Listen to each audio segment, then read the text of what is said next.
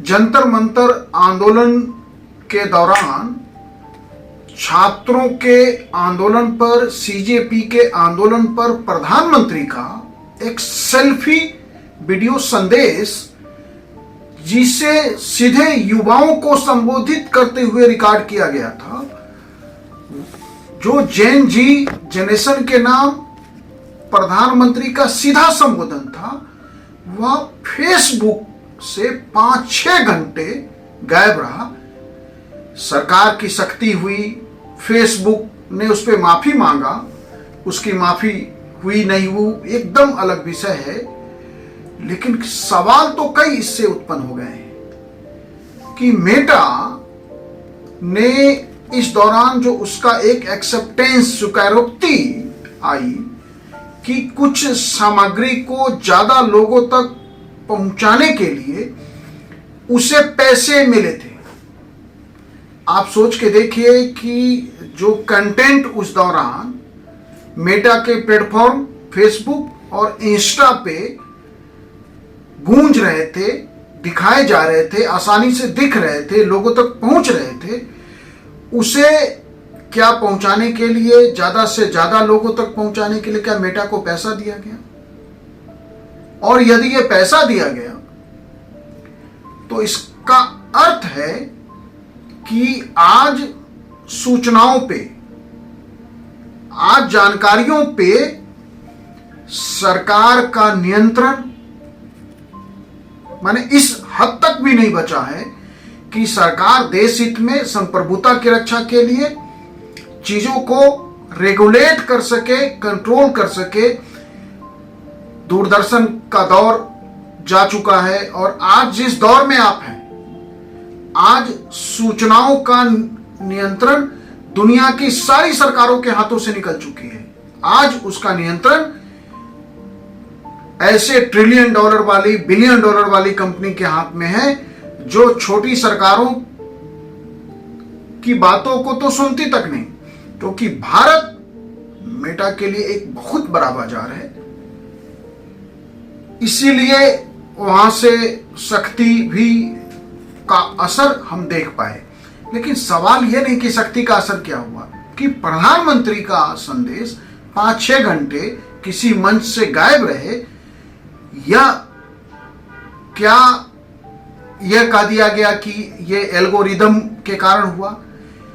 और जब आप यह कह रहे हैं कि सामग्री को ज्यादा से ज्यादा लोगों तक पहुंचाने के लिए उसे पैसे मिले थे, तो इसका मतलब है कि एल्गोरिदम तो स्वतंत्र रूप से काम ही नहीं करती।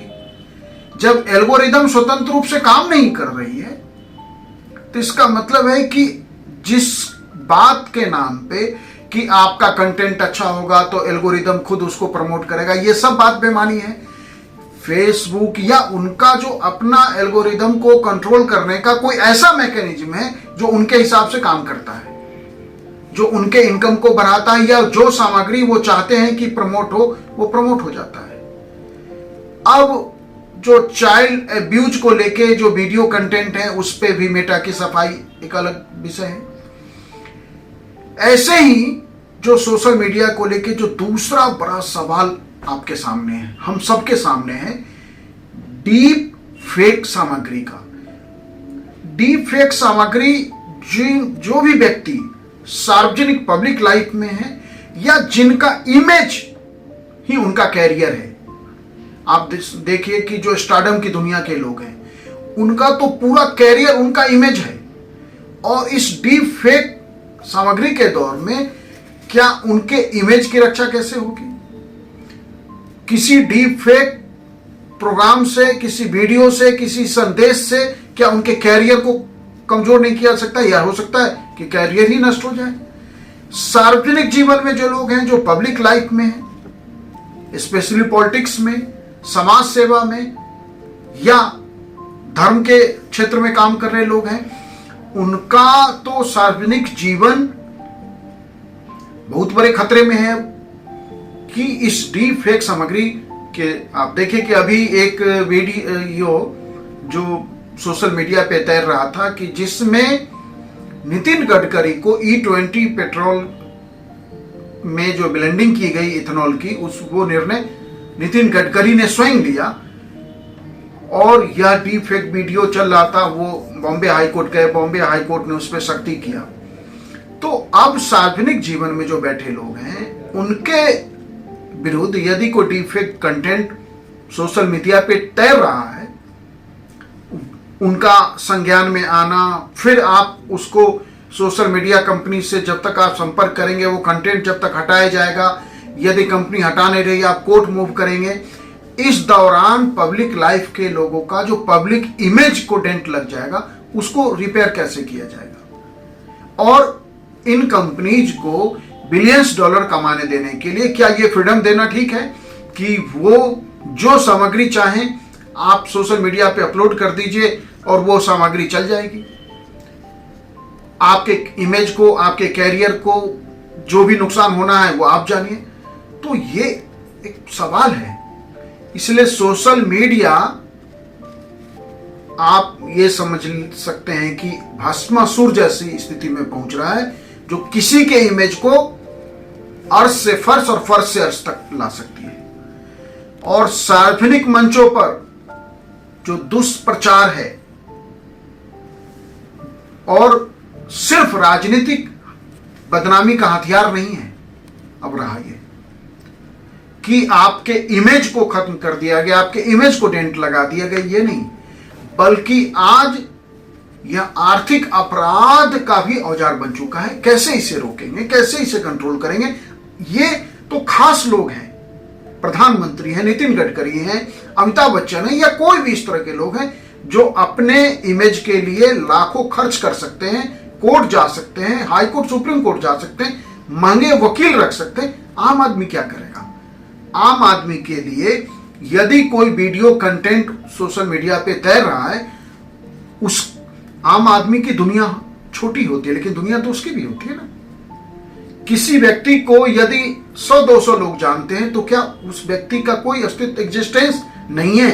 उन 100-200 लोगों के बीच जो उसका इमेज है उसकी रक्षा नहीं होनी चाहिए? सवाल है या नहीं? और ऐसे व्यक्ति के लिए न कोर्ट जाना संभव है, न ऐसे व्यक्ति के लिए फेसबुक या कोई भी सोशल मीडिया का प्लेटफॉर्म पे प्रॉपर फॉर्मेट में आपत्ति दर्ज कराने का उसको तरीका पता नहीं है। यदि वो आपत्ति दर्ज कराता है तो कितने समय में वो कंटेंट हटाएगी सोशल मीडिया? तो आम आदमी का जीवन तो और ज्यादा खतरे में आ गया है, क्योंकि उनके पास अपने बचाव का कोई तरीका नहीं है। वो अपने बचाव के लिए कोई एफर्ट करने की स्थिति में नहीं है। और जो सोशल मीडिया है उसका जो पूरा रेवेन्यू मॉडल है, जो बिलियंस डॉलर की कमाई वो आम आदमी के कंधों पे होती है, आम आदमी से हो रही है। और आम आदमी सबसे ज्यादा खतरे में है सोशल मीडिया के इस दौर में। यह बहुत बड़ा सवाल है। ऐसे ही मंतर आंदोलन पर सरकार को भी अपनी राजनीति, रणनीति बदलनी पड़ी है। इंस्टाग्राम मंच पर सरकार को आना पड़ा। सोशल मीडिया ने एक बहुत बड़ा सवाल पैदा कर दिया है कि जो देश की राजनीति में बातचीत का केंद्र क्या है? संसद। बातचीत का केंद्र क्या है? TV studio. बातचीत का मंच क्या है? Print media. आज देश की राजनीति सोशल मीडिया ने, इंस्टाग्राम और यूट्यूब और फेसबुक और दूसरे सारे प्लेटफॉर्म ने इस तरह से बदल दिया है कि ना आज लगता है संसद बातचीत का मंच बचा, न टीवी के स्टूडियो में बातचीत का मंच बचा है। कहा जा रहा है कि टीवी तो आज का जेनजी जनरेशन देखता ही नहीं, इसीलिए प्रधानमंत्री को आना पड़ा इंस्टाग्राम पे एक सेल्फी मोड के वीडियो में युवाओं से बात करने के लिए। तो ये सारा जो डिस्कोर्स है सोशल लाइफ का, पब्लिक लाइफ का, पब्लिक डोमेन का, वो आज शिफ्ट होके मोबाइल स्क्रीन पे आ गया है। ये और एक स्क्रीन पे सारी बातचीत, सारा डिस्कोर्स, सारी राजनीति, सामाजिकता का आ जाना खतरा है। खतरा है पूरे देश, व्यवस्था, समाज, आपके लिए, हमारे लिए, सबके लिए खतरा है। इसलिए सोशल मीडिया को रेगुलेट करना आवश्यक है। रेगुलेट ही नहीं करना बल्कि यह भी समझना होगा कि सोशल मीडिया जो एक सिर्फ सामान्य तरीके से शुरू हुई, उसने सारी दुनिया में जिस तरह अपने को एस्टेब्लिश किया है, कोई रास्ता नहीं दिख रहा कि कैसे बातचीत के जो दूसरे मंच थे, जो ट्रेडिशनल मंच थे देश और समाज के पास, वहां वापसी कैसे हो, समाज अपने पुराने प्लेटफॉर्म पे कैसे आए, कैसे बातचीत करे, और क्या सीरियस बातचीत आप मोबाइल स्क्रीन पे और सोशल मीडिया से की जा सकती है। अंततः सीरियस बातचीत के लिए तो हमें दूसरे ट्रेडिशनल प्लेटफॉर्म पे ही जाना पड़ेगा, इसलिए उन प्लेटफॉर्म को बचाने की आवश्यकता है। वो सिर्फ बातचीत से नहीं बचेगा, उसके लिए एफर्ट करना पड़ेगा। Thank you.